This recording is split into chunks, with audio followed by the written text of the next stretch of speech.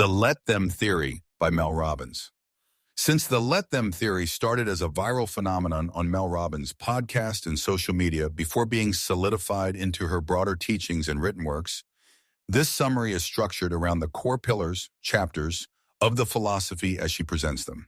Here is a deep dive into the author, the book, and the takeaways. The author, Mel Robbins. Who is she? Mel Robbins is one of the most booked motivational speakers in the world and a New York Times best-selling author. However, her background isn't just guru status. She started as a criminal defense attorney and an Ivy League graduate. Her backstory. Mel is famous for being relatable because she openly shares her rock bottom.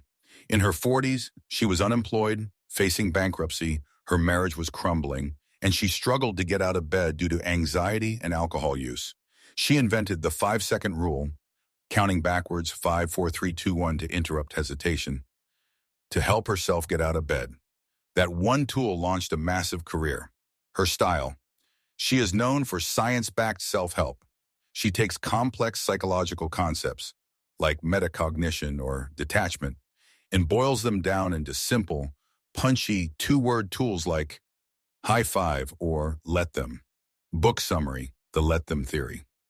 Premise, the central thesis of the book is that we spend an exorbitant amount of energy trying to control other people, outcomes, and reality. This need for control stems from our own anxiety.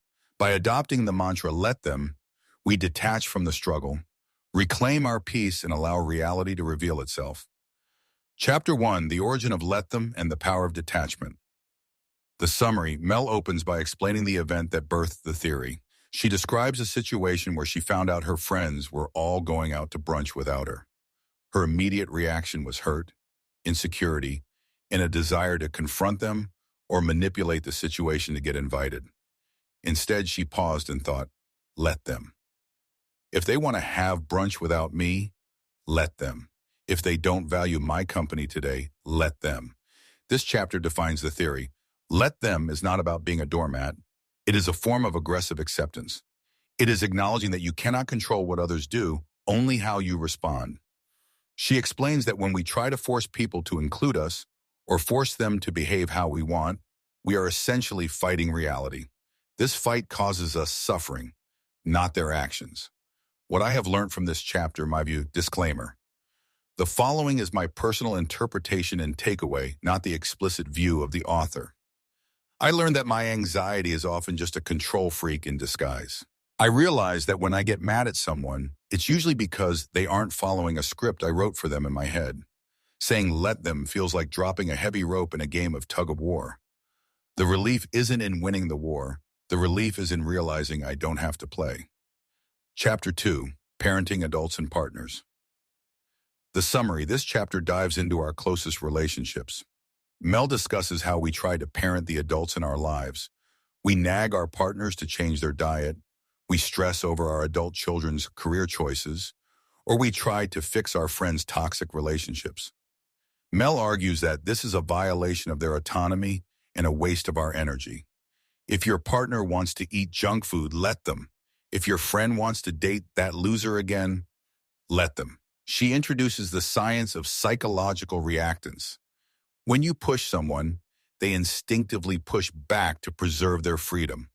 By letting them, you actually create a space where they might eventually come to their own conclusions. More importantly, you stop tying your happiness to their behavior. You become a witness to their life, not the director of it. What I have learned from this chapter, my view. Disclaimer, the following is my personal interpretation and takeaway, not the explicit view of the author. I learned that helping is often just controlling with the nice paint job. I realized that by trying to fix everyone around me, I was avoiding fixing myself.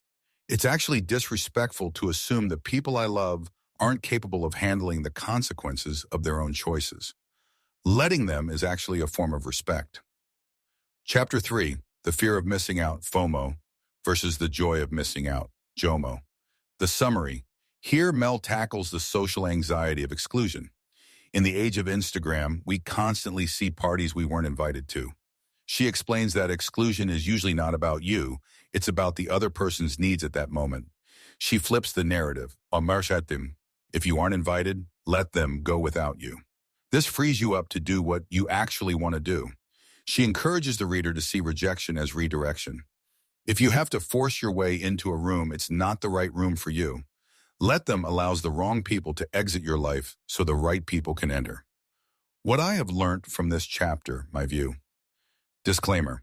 The following is my personal interpretation and takeaway, not the explicit view of the author. I interpreted this as a cure for insecurity. I learned that I only want to be in spaces where I am enthusiastically wanted. If I have to convince someone to include me, I've already lost my dignity. Let them transforms the pain of rejection into a filter that removes people who don't align with me. Chapter 4, Dealing with Disappointment and Expectations. The summary. This chapter deals with the gap between expectation and reality. The weather rains on your wedding day? Let it rain. The flight is delayed? Let it be delayed. Mel explains that we compound our suffering by adding a layer of "this shouldn't be happening" on top of the bad event. The event is painful, but the resistance to the event is what causes the suffering. Let them, or let it, is a tool for radical acceptance. Once you accept the rain, you can grab an umbrella. If you scream at the sky, you just get wet and angry. She emphasizes that you are the container for your emotions. You can handle the disappointment, but you cannot handle the impossible task of changing reality to fit your mood. What I have learned from this chapter, my view.